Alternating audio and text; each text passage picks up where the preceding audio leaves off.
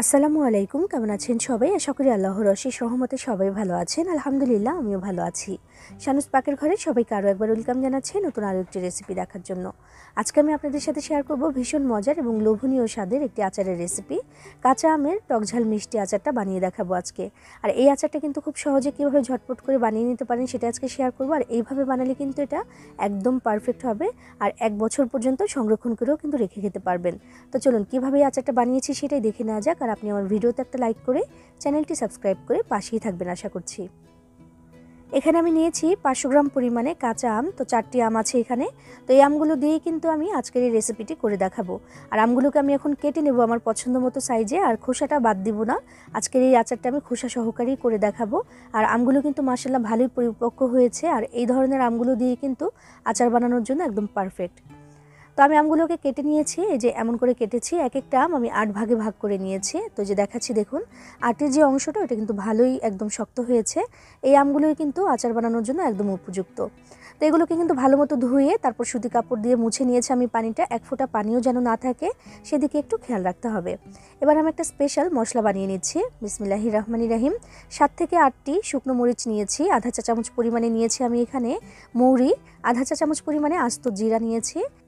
এরপর আমি নিয়ে নিচ্ছি 1 চা চামচের 3 ভাগের 1 ভাগ পরিমাণে মেথি। মেথিটা যেহেতু একটু তিতকুটে টাইপের হয়, একটু তিতা লাগে, তো এই জন্য একটু কম নিয়েছি। এরপর নিয়ে নিচ্ছি এখানে আমি ধনিয়া, সেটাও নিয়েছি আমি 1 চা চামচের 3 ভাগের 1 ভাগ। নিয়ে নিলাম কালো জিরা, সেটাও 1 চা চামচের 3 ভাগের 1 ভাগ। আর নিয়েছি এখানে রাঁধুনি। তো এই রাঁধুনি মশলাটাও কিন্তু নিয়েছি আমি 1 চা চামচের 3 ভাগের 1 ভাগ পরিমাণে। এবার চুলার আঁচটা একদম কমিয়ে দিয়ে তারপর এগুলোকে একসাথে ভেজে নিতে হবে। 2 মিনিটের মতো সময় লাগবে ভাজার জন্য। তো অনবরত নেড়ে তারপর ভাজতে হবে, যেন আবার কোনো মশলা পুড়ে না যায়, সেক্ষেত্রে কিন্তু আবার তিতা হয়ে যাবে। ভেজে নিয়েছি দেখুন, যে শুকনো মরিচগুলো নিয়েছিলাম সেটাও কিন্তু ভাজা হয়ে গেছে। আমি এবার চুলা থেকে নামিয়ে এগুলোকে একটু গুঁড়ো করে নেব। বিসমিল্লাহির রহমানির রহিম। এখানে চুলায় আমি অন্য আরেকটি প্যান বসিয়ে দিয়েছি। দিয়ে দিলাম আধা কাপ পরিমাণে খাঁটি সরষের তেল। এবার এই তেলের মধ্যে দিয়ে দিচ্ছি আধা চা চামচ পরিমাণে আদা বাটা, আর আধা চা চামচ পরিমাণে রসুন বাটা, আর দিয়ে দিচ্ছি 1 চা চামচ পরিমাণে সর্ষে বাটা। কালো যে সর্ষেটা হয় আমি সেই সর্ষেটা বেটে নিয়েছি। যদি বাটাটা দিতে না চান সেক্ষেত্রে যে মশলাটা বানাবেন, মানে আমি যে আচারের মশলাটা বানালাম ওইখানেই কিন্তু একটু আস্ত সর্ষে দিয়ে দিতে পারেন, একটু ভেজে গুঁড়ো করে নিলেই হবে। তবে একটু যদি এভাবে বেটে তারপর দেন সেটা কিন্তু একটু ভালো হয়, মশলাটা একটু সুন্দর হয়। তো আমি এগুলোকে চুলার আঁচটা কমিয়ে দিয়ে সুন্দর করে একটু ভেজে নিচ্ছি 2 মিনিটের জন্য। তো ভেজে কিন্তু লাল করে ফেলা যাবে না, শুধু একটু ভেজে কাঁচা ভাবটা দূর করে নিলাম। এবার আমি এখানে দিয়ে দিচ্ছি কেটে রাখা আমগুলো। আমটা দিয়ে এই মশলার সাথে এখন আমি প্রথমে ভেজে নেব 10 মিনিটের জন্য। তবে তার আগে দিয়ে দিচ্ছি এখানে আমি 1 চিমটি পরিমাণে লবণ আর 1 চিমটি পরিমাণে হলুদের গুঁড়া। এই হলুদটা দিলে কিন্তু খুব সুন্দর একটা কালার চলে আসবে। আর একটু লবণ কিন্তু অবশ্যই মনে করে দিতে হবে, কারণ একটু লবণ না দিলে কিন্তু টেস্টটা ভালো আসবে না। তো আমি 10 মিনিটের জন্য নেড়ে চেড়ে সুন্দর করে এটা একটু ভেজে নিচ্ছি। ভাজতে ভাজতে কিন্তু আধা সেদ্ধ মতো হয়ে যাবে এই কাঁচা আমটা। চুলার আঁচটাকে মিডিয়ামে রেখে আমি কাজটি করব, এবং অনবরত নাড়াচাড়া করতে হবে, কোথাও যেন লেগে না যায়। যেহেতু একটু মশলা আছে এখানে, যেমন আদা রসুন আর একটু সর্ষে বাটা দিয়েছি, সেগুলো যেন পুড়ে না যায়, এই জন্য কিন্তু নাড়াচাড়া করতে হবে। কাঁচা আমটা দেখতে অনেক বেশি শক্ত মনে হলেও কিন্তু খুব বেশি শক্ত এটা থাকে না, সেদ্ধ হওয়ার জন্য অনেক বেশি সময় লাগে না। তো চুলার আঁচটা যেহেতু আমি কমিয়ে দিয়েছি, তাই 10 মিনিট প্রথমে লাগছে আমার এটা ভাজার জন্য। দেখুন কালারটা কিন্তু চেঞ্জ হয়ে এসেছে। চাইলে কিন্তু আমের এই খোসাটাকে বাদ দিয়ে দিতে পারেন, বাদ দিয়েও বানিয়ে নিতে পারেন। তো আজকে আমি খোসাটা সহকারেই বানাচ্ছি। আর এই খোসাটাও কিন্তু একদম মিষ্টি হয়ে যাবে যখন আমি আচারটা বানাবো। এই খোসাটাও কিন্তু ফেলনা না, সেটাও কিন্তু খাওয়া যাবে। কথা বলতে বলতে দেখুন আমি 10 মিনিট এটাকে কিন্তু সুন্দর করে ভেজে নিয়েছি, আর কালারটা একটু চেঞ্জও হয়ে এসেছে, দেখেই বোঝা যাচ্ছে। এবার আমি এখানে দিয়ে দিচ্ছি চিনি। আমি আধা কাপ পরিমাণে চিনি দিয়ে দিচ্ছি এখানে। চিনির বদলে চাইলে কিন্তু এখানে গুঁড়ো ব্যবহার করতে পারেন। এবার সেটা আখের গুঁড়ো হতে পারে, আবার খেজুরের গুঁড়ো হতে পারে। তো আমি চিনি দিয়ে করছি আজকের এটা। আর যেহেতু টক ঝাল মিষ্টি হবে, তাই 500 গ্রাম পরিমাণে আমের সাথে কিন্তু আধা কাপ পরিমাণে চিনি ঠিক আছে। চিনিটা দিয়ে দেওয়ার পরে কিন্তু আরও 10 মিনিট এটাকে রান্না করতে হবে, মানে আমটা সেদ্ধ হওয়ার জন্য আরও 10 মিনিট সময় লাগবে। তো আমি চিনিটা দিয়ে দেওয়ার পরে কিন্তু চুলার আঁচটাকে আরও কমিয়ে দিয়েছি, কারণ যেহেতু চিনি দিয়েছি তাই এটা কিন্তু ক্যারামেল হয়ে যেতে পারে যদি বাড়িয়ে দেওয়া থাকে। তো এই জন্য এতক্ষণ আমি চুলার আঁচ রেখেছিলাম মিডিয়ামে, আর চিনি দেওয়ার পরে চুলার আঁচটাকে করে দিয়েছি মিডিয়াম টু লো হিটে।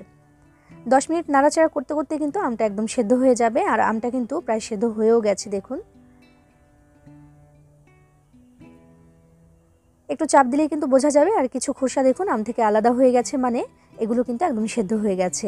এবার এখানে আমি দিয়ে দিচ্ছি সে যে ভাজা মশলাটা আমি গুঁড়ো করে রেখেছিলাম, সেটা পুরোটাই আমি এখানে দিয়ে দিলাম। এবার আর 2 মিনিট সময় লাগবে।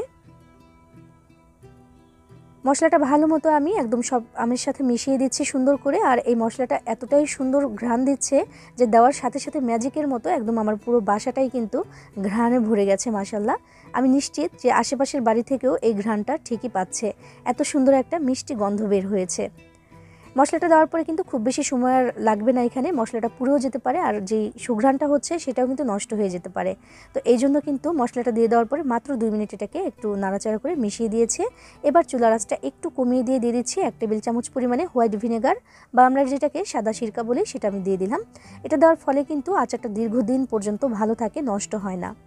দিয়ে এবার আমি চুলার আঁচটা কিন্তু একদমই কমিয়ে রেখেছি। এবার একটু সুন্দর করে মিশিয়ে আমি এটাকে নামিয়ে নেব। আচারটা আমার তৈরি করে নেওয়া হয়ে গেছে, ভিনেগারটা দিয়ে শুধু একটু মিশিয়ে নিচ্ছি আমি। দেখুন মাশাআল্লাহ একদম সুন্দরভাবে কিন্তু আচারটা হয়ে গেছে, আমটাও একদম পারফেক্টভাবে সেদ্ধ হয়ে গেছে। তো এখন আমি চুলার আঁচটাকে বন্ধ করে দিচ্ছি, কারণ আমাদের এই আচারটা কিন্তু তৈরি করে নেওয়া হয়ে গেছে। দেখলেন তো কত সহজেই তৈরি করে নেওয়া হয়ে গেল ভীষণ মজার এবং লোভনীয় স্বাদের কাঁচা আমের টকঝাল মিষ্টি আচার। আর এই আচারটা কিন্তু অসাধারণ হয় এভাবে বানালে। একবার এইভাবে বানিয়ে দেখুন, এর স্বাদ কিন্তু সহজে ভুলতে পারবেন না, আর একবার বানালে বারবার বানাতে ইচ্ছে করবে। এভাবে আচারটা বানিয়ে চাইলে 1 বছরের জন্য সংরক্ষণ করেও রেখে দিতে পারেন। সেক্ষেত্রে এয়ারটাইট জারে করে রেখে দিতে হবে, অবশ্যই জারটি কাচের হতে হবে। কাচের জারে রেখে এটা 1 বছর পর্যন্ত রেখে দিতে পারবেন, একদম ভালো থাকবে, নষ্ট হবে না। শুধু মাঝে মাঝে বের করে একটু রোদে দিলেই কিন্তু হয়ে যাবে। 1 বছরের বেশি যদি রাখতে চান সেক্ষেত্রে ফ্রিজের নর্মাল চেম্বারে রেখে দিতে পারেন। 1 বছরের বেশি কিন্তু এটা ভালো থাকবে। বানিয়ে খেয়ে দেখবেন, ভালো লাগবে ইনশাআল্লাহ। সবাই ভালো থাকবেন, সবার জন্য সবাই দোয়া করবেন। আল্লাহ হাফেজ।